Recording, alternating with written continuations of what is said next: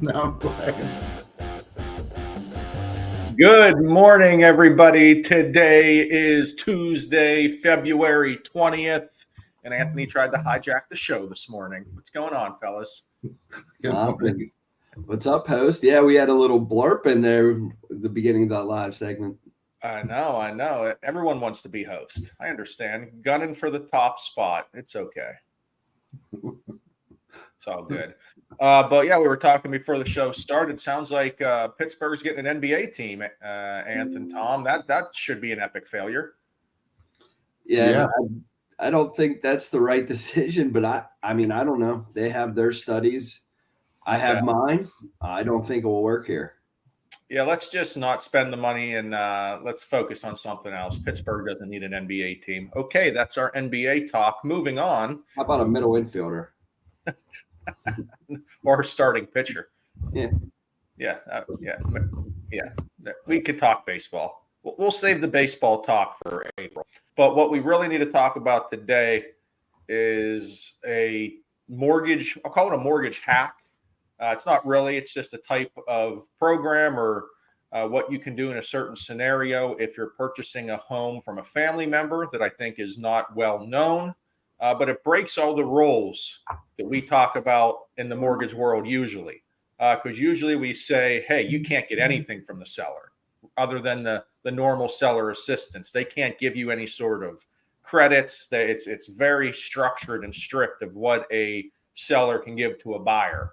Well, that does change when you're purchasing a family member's house, and that's called a gift of equity. So I'm sure everyone's heard of gifts for mortgage purposes. This is a type of gift. This is a gift of equity. It's not just a cash gift. So what does that mean? Let's get into it a little bit because I keep saying gift of equity. Gift of equity means the seller is going to use the equity they have in the house. Instead of taking all of it and running to the bank, they're going to give some of that equity to their family member to help for down payment and closing costs. So hypothetically, you can bring no money to closing. That is accurate. And disregard the ghost or, star behind me. Sun is shining. But gift of equity is one of the nice features if you are buying a home from a family member. They can either take it off the price and or gift you a percentage of what they're going to take back from the sale to go towards down payment and closing costs. So it's definitely a great feature.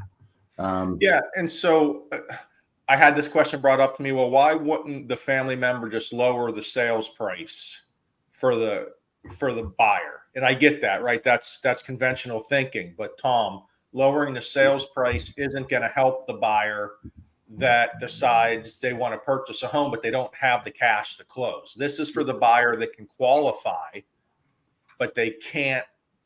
Yep, that's correct. Yeah, so they would just take out a larger loan amount. They would be able to afford that monthly payment of the larger loan amount, and then at that point they could use those funds. Say grandma only wants $100,000 for a house or something. They could use those funds if her house is worth $200,000, buy it for $150,000, and $50,000 of that could go toward your down payment closing cost if grandma still only wants $100,000. So that's correct. I mean, this is even great. Hey, maybe there's millennials out there who've been living with your parents. Parents been waiting to get rid of you, and they're realizing it's never happening, right? They're leaving now. They're saying, you know what? You've been here for 35, 40 years. We'll leave. You keep the house. So maybe that's a scenario that parents are going to downsize. They're going to continue to keep us on their backs and help us out through life. It seems like our generation here, not Anthony's generation, and where parents can then help their child get into the home with no money out of pocket. So, but again, you can't do this for any scenario, right? I know we're going to get a phone call. It's a friend or it's a relative's friend that's been known the family for years. Listen, it has to fit the requirements of a relative and a gift for mortgage purposes. So at West Penn, we're not going to get too fancy with what's a relative and what's not. I'm sure everyone can figure that out and we'll leave the creative relative side to the other lenders. We're going to just stick to blood relatives. What do you say, huh? Yeah, we're going to stick with blood relatives and know, if you do have a question or a borderline relative, we could call it, give us a call. We'll be more than happy to tell you if that would work or would not work.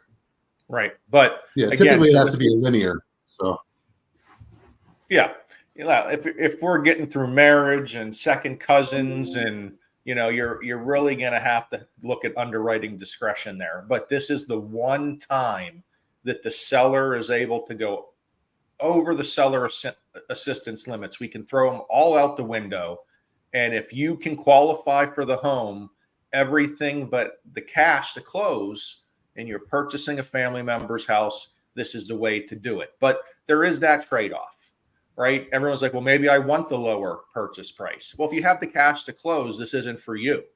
This is for the buyer that can qualify for the home. They'd love to keep maybe the family home in the family, but they don't have that lump sum just sitting around to close on. There can also be tax implications involved here. None of us on the screen are accountants. If you have any questions on the tax side of things, you would have to contact your accountant, because there's mortgage gifts and then there's accounting gifts for the IRS. Those are two separate categories, and we're not going to get into any tax implications there. Definitely need to bring an accountant in on that side of things. I do think that we're going to start seeing this here in the future, just keeping it within the family house. As things get more expensive and parents are getting older, I think that is a good idea of being able to get the house with the inventory still being down, is getting this gift of equity, keeping the family within the house, and letting your kids get into that house that you've been living in and building equity in. Yeah. And again, we still believe, it's a transaction. It's going to be a transaction between family members. That can be a good thing. That can be a bad thing, right? I would still suggest everyone have their own representation. You need to have realtors to have contracts signed to represent you, to still negotiate. It may be great to negotiate with grandma or Uncle Bill until we get into the nuts and bolts of things. And how many times have we heard, right? You're not supposed to do business with family members. So you gotta be careful here, and you don't want to upset anyone with the negotiations of this home purchase either. Yeah, right. I want to touch on the amounts though too, because we get asked all the time, all kinds of sorts of questions. And yes, you should reach out to your accountant, but technically, the law states you can give. No, we're not. No. Dude, you got to tell the people. No, you got to tell them. Accountants, we're not talking about what you can give. Bro, call your accountant. Sorry, we're not talking about that here at AM Chatter. You can get a gift, down payment. No, we're not accountants. We're not talking about that. So again, call your accountant if you have any issues regarding tax purposes. We're loan